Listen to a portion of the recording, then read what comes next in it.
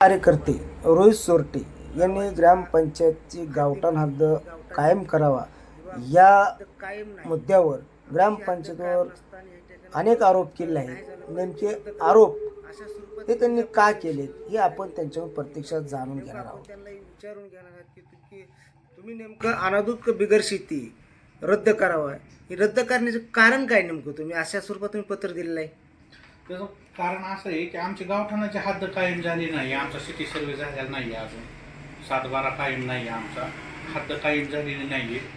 आणि आमच्या त्याच्यासाठी ते हद्द कायम नसल्यामुळे आमच्यापाशी कुठलाच पुरावा नाही, म्हणजे पुरावा आम्हाला सादर करता येत नाही की आमची हितपर्यंत हद्द आहे. आम्ही सांगू शकत नाही ना की आमची हितपर्यंत हद्द आहे. त्याच्यामुळं त्याचाच फायदा घेऊन शेजारी गट नंबरवाल्यांनी, शेजारी बिनशेती प्लॉटवाल्यांनी आमच्या गावात अतिक्रमण केलेले. पण तुम्ही आता असं म्हणले व आमच्या देवीचा माळ येते 1 ते 18 गट नंबर पैकी काही बिनशेती झालेली आहे. हो, बिनशेती झालेला आहे. इथं जागेवर लाईव्ह लोकेशन लिहून ही मोजणी झालेली नाही असा माझा स्पष्ट आरोप आहे. आणि आरोप मी सगळा सखोल अभ्यास केल्यानंतर असं जाणवते त्यात की जागेवर मोजणी झाली नाही. ग्रामपंचायतला हाताशी धरून तिथल्या अधिकाऱ्यांना चालू ह्यांना हाताखाली धरून ही पैसे देऊन ह्यांनी मंजुऱ्या घेतलेल्या आहेत. इथनं बिगर येनुशा बनावट ह्यांनी येनुशा इथनं ग्रामपंचायतच्या आमच्या घेतलेल्या आहेत. काही इथनं दिलेले असतील पैसे घेऊन त्यात बी काहीही नाही. आणि तुम्ही प्लॉट धारकांनी जे बनावट कागदपत्र म्हणजे अतिक्रमण केले, नेमकं हे तुमच्या पुरावा काय आहे? अतिक्रमण केलेल्याचा पुरावा आमच्यापाशी एकच आहे. आमची तिथं समाधी, चालूची समाधी 205 गट नंबर 300 जवळ त्यांनी मंजुरी आणली. तिथं आमची समाधी, तिथं आमच्या गायरानाची हद्द कायम नाही, तिथाचा नकाशा आहे माझ्यापाशी. रोडपासून 80 फूट आतमध्ये आमचं गायरान निघतंय, त्याचा नकाशा आहे माझ्यापाशी. तिथं आमची समाधी पूर्वजांची.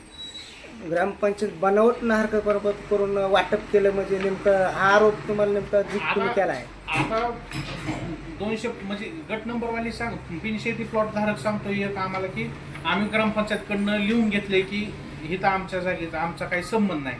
पण मग नकाशा खोटा आहे का जुना? का आमची तिथं समाधी बनावट आहे का? मग ह्यांनी आता मग ही नाहीत म्हणते, ही म्हणते दिलंय, मग ह्यांनी बनावट दिलंय का ह्यांनी दिलंय? ही मोठा प्रश्न आहे. ते आम्ही ती पेपर मी काढणार आहे प्रांत ऑफिस मधून. मला ग्रामपंचायत नाहरकर प्रमाणपत्र दिलं आहे की अधिकाऱ्याच्या हाताशी धरून दिलं असं तुम्ही ह्याच्यामध्ये जे आरोप करताय, ह्यामध्ये सत्य काय? बनावट दिलेले असू शकते सगळ्यांना. आता ही नाही म्हणते चालूचे कोण ग्रामपंचायत मध्ये सरपंच असतील, सदस्य असतील, म्हणजे आम्ही असं काय सध्याच्या परिस्थितीला काही केलेलं नाही. प्लॉट धारक म्हणजे आम्ही ह्यांच्याकडनं येनुशी मग येनुशी बनावट असू शकते किंवा खरी पण असू शकते. आमच्या लोकांनी काही साथ दिलेली असू शकते प्लॉट धारकांना. यामध्ये तुम्ही बरेच गट नंबर 1 ते 10 गट नंबर दिलेत. हो. आणि ग्रामीण हाती जमीन गट नंबर 204/205 पैकी गटाचे फेरमोजणीचे आदेश करावेत. हो, असं तुम्ही यामध्ये निवेदनात. माझं असं म्हणणं आहे, आमची जमीन किंवा आमची क्षेत्र जर तुमच्या गटात निघत असेल तर आमचं सोडून द्या, तुम्ही ती सोडून तुमचं दुसरीकडे करा, किंवा आमची मोजणी तर तुमची खरेदी विक्री थांबवा.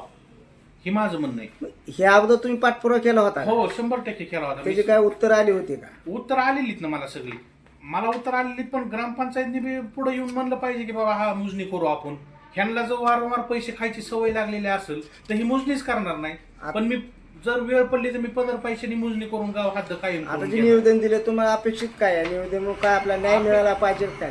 मला न्याय फक्त एवढंच माझं म्हणणं आहे, गावात लोकांना राहायला जागा नाही. 1-1 फुटासाठी 5-5 फुटासाठी फार लोक हाणामाऱ्या करायला लागले. कोणाचा रोडचा प्रश्न आहे, कोणाच्या घराचा प्रश्न आहे, कोणाच्या गटरीचा प्रश्न आहे, कोणाच्या रोडचा प्रश्न आहे. आमचा एक रामलिंग सोरटे म्हणून ग्रामस्थ आहे देवीच्या माळावरचा, अहो त्याला आदेश काढलेत पंचायत समितीने की ह्याला रोड मंजूर आहे, ह्याचा रोड करून द्या. तिथं एक ग्रामपंचायत मधला सदस्य यायला तयार नाही, तिथला सरपंच यायला तयार नाही, तिथला ग्रामसेवक त्याच्या रोडचा प्रश्न तयार. आणि इकडं तुम्हाला पैसे खायला मजा वाटती.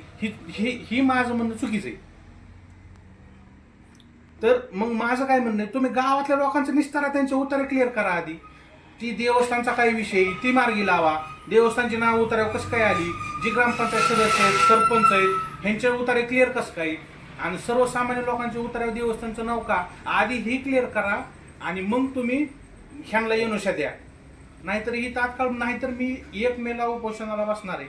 हा, मी उद्याच पत्र देतोय. हे आता चौकशीचं पत्र दिले ह्यांनी. 4 दिवसात ह्याच्यावर जर नाही कारवाई काय केली, ह्या प्लॉट धारकांना नोटीस नाही काढली, तर मी 1 तारखेला महाराष्ट्र दिना दिवशी उपोषणाला बसणार आहे.